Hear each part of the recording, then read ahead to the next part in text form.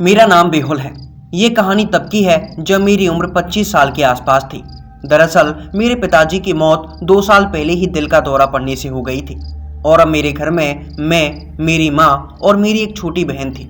हमारी आर्थिक स्थिति दिन ब दिन बिगड़ती जा रही थी क्योंकि घर में कोई कमाने वाला नहीं था। हालांकि मैं छोटे मोटे काम किया करता था, लेकिन मेरे इन कामों से हमारे घर का गुजारा ठीक से नहीं हो पा रहा था।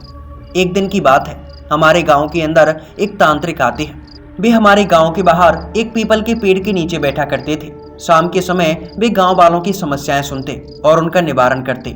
गांव वाले हर रोज उन बाबा के पास जाया करते और गांव वाले कहते कि उन बाबा के पास कुछ ऐसी सिद्धि है जिसकी वजह से वे हर किसी की मन की बात पढ़ लेते हैं। मन की बात ही नहीं बल्कि वे किसी का भूतकाल और भविष्यकाल भी बता सकते हैं। गांव वालों की इन बातों को सुनने के बाद मुझे भी ऐसा लगता कि मानो उन बाबा के अंदर कोई ना कोई सिद्धि तो है।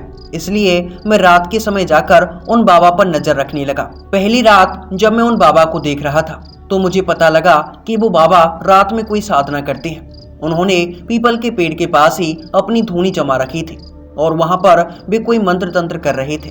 बाबा की इन प्रक्रियाओं को मैं लगभग 8 दिनों से देख रहा था। एक दिन मेरे पास मेरी माँ आती है और मुझसे कहती हैं कि बेटा, बाबा के पास कोई सिद्धियां हैं, तुम जाओ और उनसे कोई मदद मांग लो, अपने बारे में पूछ लो कि तुम्हारा भविष्य कैसा होगा।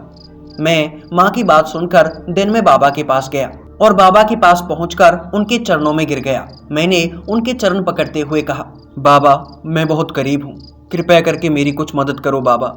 बाबा ने मुझे उठाया और कहने लगे, बच्चा, तुझे क्या चाहिए, बता, मैं तेरी कैसे मदद कर सकता हूँ। मैंने हाथ जोड़ते हुए बाबा से कहा, बाबा, मैं भी लोगों की मदद करना चाहता हूँ। मैं भी आपकी तरह ही सिद्धि प्राप्त करना चाहता हूँ। जो सिद्धि आपके पास है वो सिद्धि मुझे भी चाहिए। तब उन बाबा ने मुझसे कहा, बेटा, जो सिद्धि मेरे पास है उसको प्राप्त करने में तुम्हारे प्राण भी जा सकते हैं, क्योंकि मैंने जो सिद्धि प्राप्त की है उस सिद्धि का नाम है डांकनी। मैंने डांकनी साधना की है। क्या तुम भी डांकनी साधना करना चाहते हो? डांकनी साधना का नाम सुनते ही एक बार तो मेरे हाथ पैर कांपने लगे, लेकिन फिर मैंने डरते हुए बाबा से कहा, हाँ बाबा, मुझे भी डांकनी साधना करनी है। कृपया आप इसकी प्रक्रिया बताइए कि मैं कैसे डांकनी साधना कर सकता हूँ। तब उन बाबा ने कहा, बेटा, डांकनी साधना अत्यंत कठोर होती है। अगर इस साधना को करने में तुमसे थोड़ी भी गलती हुई तो तुम्हारी मृत्यु भी हो सकती है। अगर तुम अपनी जान का जोखिम ले सकते हो तो मैं इस साधना के बारे में संपूर्ण विधि तुम्हें बताता हूँ। मैंने डरते हुए बाबा से कहा, हाँ बाबा, मैं इस साधना को करना चाहता हूँ, आप मुझे बताइए कि मुझे क्या करना है। तब उन बाबा ने मुझे डांकनी साधना की प्रक्रिया के बारे में बताया। बाबा ने कहा, तुम्हें ये प्रक्रिया चतुर्दश कृष्ण पक्ष की अर्धरात्रि से प्रारंभ करनी होगी और तुम्हें इस साधना को शमशान या फिर किसी सुनसान जगह पर करना होगा जहां पर तुम्हें कोई देख ना सके।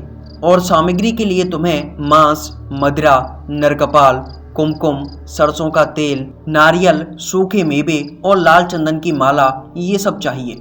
इन सभी सामग्रियों को लेकर तुम्हें एक सुनसान जगह पर जाना है और वहां जाने के बाद तुम्हें सिंदूर और सरसों के तेल को मिलाकर एक घेरा बना लेना है और इसके बाद तुम्हें माता की मूर्ति स्थापित करके वहां पर एक तेल का दीपक जलाना है और माता के मूल मंत्र का जाप करना है।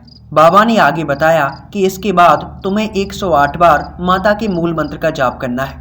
ये सिद्धि जैसे ही संपूर्ण होती है तो माता तुम्हारे सामने प्रकट हो जाएंगी और जब माता तुमसे पूछें कि तुम मुझे किस रूप में प्राप्त करना चाहते हो तो तुम्हें ये बोलना है कि हे माता, मैं तुम्हें माता रूप में प्राप्त करना चाहता हूँ। बाबा आगे बताते हैं कि अगर माता प्रसन्न हो गई तो तुम्हारे पास समस्त भूत, प्रेतों, पिशाचों और समस्त नेगेटिव शक्तियों को कंट्रोल करने की क्षमता आ जाएगी। वो सभी तुम्हारे अधीन हो जाएंगे। इस सिद्धि को प्राप्त करने के पश्चात तुम्हारे पास धन, दौलत, ऐशो आराम, किसी भी चीज की कोई कमी नहीं होगी। इसके बाद बाबा कहते हैं, लेकिन डांकनी को सिद्ध करना इतना भी आसान नहीं है, क्योंकि डांकनी सबसे पहले तो अपने साधक को डराती है और अगर साधक से कोई भी भूल हो जाए तो वहीं साधक का काम तमाम हो जाता है।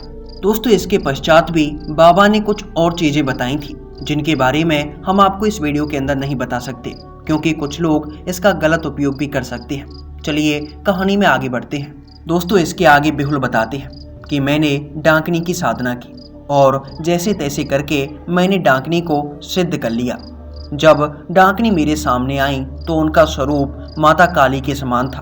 वो इतनी डरावनी दिख रही थी कि मैं कुछ बयान नहीं कर सकता। इसके पश्चात उन्होंने मुझसे पूछा, पुत्र तुम मुझे किस रूप में प्राप्त करना चाहते हो? तो मैंने उनसे कहा, हे माता, मैं आपको माता के रूप में प्राप्त करना चाहता हूँ। तब उन्होंने कहा, बताओ पुत्र, तुम्हें मुझसे क्या चाहिए? तब मैंने डाकनी माता से कहा, हे माता, मैं समस्त भूत प्रेत पिशाचों की सिद्धि प्राप्त करना चाहता हूँ। मैं चाहता हूँ कि ये सभी मेरे बस में रहें, ये सब मेरे अधीन रहें। तब माता ने हंसते हुए मुझसे कहा कि ये सब करना इतना भी आसान नहीं है। इस सब को करने के लिए तुम्हें 3 दिनों की एक और सिद्धि करनी पड़ेगी। मैंने जब माता से पूछा कि हे माता, अब मुझे कौन सी सिद्धि करनी है, तो माता ने कहा कि अब तुम्हें सेविका सिद्धि करनी है। इसके पश्चात माता ने वहां पर एक लड़की को प्रकट किया और मेरे हाथों में एक किताब दी जो कि पहले से ही माता के हाथों में थी। माता ने उस किताब को मेरे हाथों में देते हुए कहा कि तुम्हें 3 दिनों तक इस किताब को पूरा पढ़ना है और तुम्हें इसके साथ ही मेरे बीज मंत्र का भी उच्चारण करना है। मैंने माता से कहा, हे माता, मैं एक साथ या तो किताब पढ़ सकता हूँ या फिर आपके बीज मंत्र का उच्चारण कर सकता हूँ। भला ये दोनों ही काम मैं एक साथ कैसे कर पाऊंगा? तब माता ने मुझे कुछ शक्तियां दी जिनकी मदद से मैं दोनों ही काम एक साथ कर पा रहा था। दोस्तों, इसके अलावा भी इस सिद्धि को करने के कुछ और भी नियम थे जिनके बारे में मैं आपको नहीं बताना चाहता। दोस्तों, इसके बाद मैंने इस सिद्धि को भी संपूर्ण कर लिया और फिर से माता प्रकट हुई। उन्होंने कहा कि आज से समस्त भूत प्रेत पिशाच, समस्त नेगेटिव शक्तियां तुम्हारे अधीन हैं। तुम जब चाहो, जैसे चाहो उनको बुला सकते हो और जो चाहो उनसे कार्य करवा सकते हो। लेकिन ये याद रखना कि अब मैं तुम्हारे पास एक बार और आ सकती हूँ, इसलिए जब भी तुम्हें मुझे बुलाना हो तो ये याद रखना कि अंतिम बार ही मैं तुम्हें दर्शन दूंगी और तुम्हारी इच्छाओं को पूर्ण करूंगी। ये कहकर माता वहां से गायब हो गई। इसके बाद मैं सिद्धि को प्राप्त करने के पश्चात काफी खुश था, क्योंकि जो सिद्धि मैं करना चाहता था वो सिद्धि अब मुझे प्राप्त हो गई थी। माता ने जो सेविका शक्ति मुझे दी थी वो लड़की मेरी पत्नी बन चुकी थी और मैं उसे लेकर अपने घर आ गया। इसके पश्चात मेरी दिन दुगनी और रात चौगनी तरक्की होने लगी। मेरे पास अपार धन आ गया, क्योंकि वो सेविका शक्ति जब भी मैं चाहता मेरे पास वही ले आती। जब मुझे धन की आवश्यकता होती तो वो सेविका शक्ति मेरे पास अपार धन लेकर आ जाती। एक बात तो मैं आपको बताना भूल ही गया कि डाकिनी माता ने कहा था कि अगर तुम अपनी सेविका शक्ति को किसी और को दे दोगे तो फिर तुम्हारे पास वो कभी नहीं आएगी। और मैंने डाकिनी माता से कहा था, माता, मैं अपनी सेविका शक्ति कभी किसी को नहीं दूंगा। इसके बाद वो सेविका शक्ति हमेशा के लिए मेरे पास आ गई थी। वो सेविका शक्ति मेरी पत्नी बनकर मेरे साथ रहती थी। धीरे धीरे करके समय बीतता गया और मेरे पास अपार धन होता गया। एक दिन मेरे मन में ये इच्छा जागी कि मैं किसी पिशाच को सिद्ध करूं। इसलिए मैंने अपनी सेविका शक्ति से कहा कि मुझे एक पिशाच को सिद्ध करना है। सेविका शक्ति ने मुझे मंत्र और तंत्र बताए कि किस प्रकार से मैं उस पिशाच को सिद्ध कर सकता हूँ। वो पिशाच अत्यंत शक्तिशाली था। मैंने एक दिन के अंदर ही उस पिशाच को सिद्ध कर लिया। वो पिशाच जब प्रकट हुआ तो वो काफी गुस्से में था। वो बार बार मुझसे यही पूछे जा रहा था कि आखिर तुमने एक दिन के अंदर मुझे कैसे सिद्ध कर लिया? मेरी सिद्धि प्राप्त करने में 8 दिन लगते हैं, लेकिन तुमने कौन से मंत्रों के उच्चारण से मुझे एक दिन में ही सिद्ध कर लिया? मैं तुम्हें नहीं छोड़ने वाला। और वो पिशाच ऐसा कहने के पश्चात मुझे मारने के लिए दौड़ा। तभी मेरी वो सेविका शक्ति उस पिशाच के सामने आ गई और पिशाच उसे देखते ही पीछे हट गया, क्योंकि पिशाच को भी ये पता था कि मेरी सेविका शक्ति से वो टक्कर नहीं ले सकता। इसलिए उसने सहज मुझसे कहा, अब से मैं तुम्हारा गुलाम हो चुका हूँ, तुमने मुझे सिद्ध कर लिया है। आज से आप जो बोलोगे मैं वही काम करूंगा। और ऐसा कहने के पश्चात वो पिशाच वहां से गायब हो गया। अब मेरे पास न जाने कितनी ही शक्तियां हो गई थी। मैंने बहुत सी सिद्धियां प्राप्त कर ली थी। हालांकि मैंने ये सिद्धियां प्राप्त की थी ताकि मैं लोगों की मदद कर पाऊं, लेकिन मैं अपने ऐशो आराम में इतना व्यस्त हो चुका था कि मानो मैं लोगों की मदद करना भूल ही गया था। मैं अपने घर में ही पड़ा रहता। जो मुझे चाहिए होता वो मेरे पास तुरंत आ जाता। मेरी सेविका शक्ति मेरा हर कहा मानती थी। एक दिन की बात है, एक सेठ मेरे पास आता है और वो मुझसे कहने लगा, महाराज, मेरे पुरखाओं ने एक खंडर के अंदर बेशुमार दौलत को दफना दिया था और अब मैं उस दौलत को पाना चाहता हूँ। लेकिन समस्या ये है कि जब भी मैं अपने मजदूरों को वहाँ पर खुदाई करने के लिए भेजता हूँ तो न जाने वे कहाँ गायब हो जाते हैं। कई लोगों की अब तक मौत हो चुकी है। मैं चाहता हूँ कि आप मेरे खजाने को वहाँ से खोद निकालें। मैं उसमें से आधा खजाना आपको दे दूंगा। उस सेठ की ये बात सुनने के बाद मेरे मन में लालच आ गया। मैंने सेठ को वहाँ से भेज दिया और अपने उस पिशाच को बुलाया जिसको मैंने अभी अभी सिद्ध किया था। मैंने उससे कहा कि तुम्हें उस खंडर के अंदर जाना है और वहाँ पर जितना भी पैसा, जितना भी धन दौलत, सोना है, वो सब मेरे घर लेकर आ जाओ। पिशाच ने मुझसे कहा कि मैं अभी लेकर आता हूँ, लेकिन कुछ देर के पश्चात पिशाच वापस लौटता है और उदास होकर मुझसे कहता है कि हे स्वामी, जितना भी पैसा वहाँ पर है उसको मैं नहीं ला सकता, क्योंकि वहाँ पर जो शक्तियाँ हैं उनका मुकाबला मैं अकेले नहीं कर पाऊंगा। आप मुझे और शक्तियाँ दीजिए जिसकी मदद से मैं वहाँ पर जाकर उस खजाने को लेकर आ सकूं। इसके पश्चात मेरे पास जितने भी भूत, प्रेत, पिशाच, जिन्न इत्यादि थे, मैंने सब उस पिशाच को दे दिए। अब की बार वो पिशाच अपनी पूरी सेना बनाकर वहाँ पर गया था। मुझे लगा कि इस बार वो सोना लेकर आ जाएगा, लेकिन फिर से पिशाच उदास होकर वापस लौट आया। उसने कहा कि वहाँ पर जितनी सारी शक्तियाँ हैं उनका मुकाबला हम अब भी नहीं कर पा रहे हैं। आप मुझे कोई और शक्ति दीजिए, कोई ऐसी शक्ति दीजिए जिनकी मदद से मैं उन शक्तियों का सामना कर सकूं और वो सोना आपके पास लेकर आ सकूं। इसके पश्चात मैंने बिना कुछ सोचे समझे अपनी सेविका शक्ति से कहा कि तुम इस पिशाच के पास चली जाओ, और जैसे ही मैंने उसको पिशाच के पास भेजा, पिशाच तुरंत वहां से गायब हो गया। मेरी सेविका शक्ति भी तुरंत गायब हो गई। लेकिन इसके बाद मुझे याद आया कि माता ने कहा था कि तुम्हें अपनी सेविका शक्ति कभी किसी को नहीं देनी है, अन्यथा वो शक्ति हमेशा हमेशा के लिए तुम्हारे पास से चली जाएगी। और ऐसा ही हुआ। मैंने तुरंत उस पिशाच को बुलाया और पिशाच हंसता हुआ मेरे सामने आकर खड़ा हो गया। मैंने उससे कहा कि मेरी सेविका शक्ति कहाँ है, तुम तुरंत उसे वापस करो।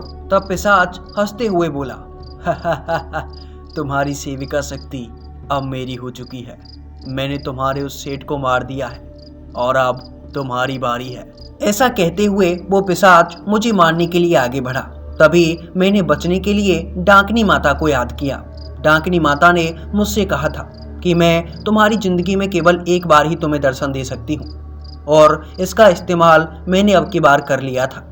डाकनी माता वहाँ पर तुरंत प्रकट हुई, लेकिन यहाँ पर भी मैंने एक गलती कर दी। मैंने जल्दीबाजी में आकर डाकनी माता से कहा कि हे माता, इस पिशाच से मुझे बचाइए। माता ने कहा, पुत्र तुम्हारी यही इच्छा है? मैंने कहा, हाँ माता, मेरी यही इच्छा है, इस पिशाच से कृपया करके मुझे बचाइए।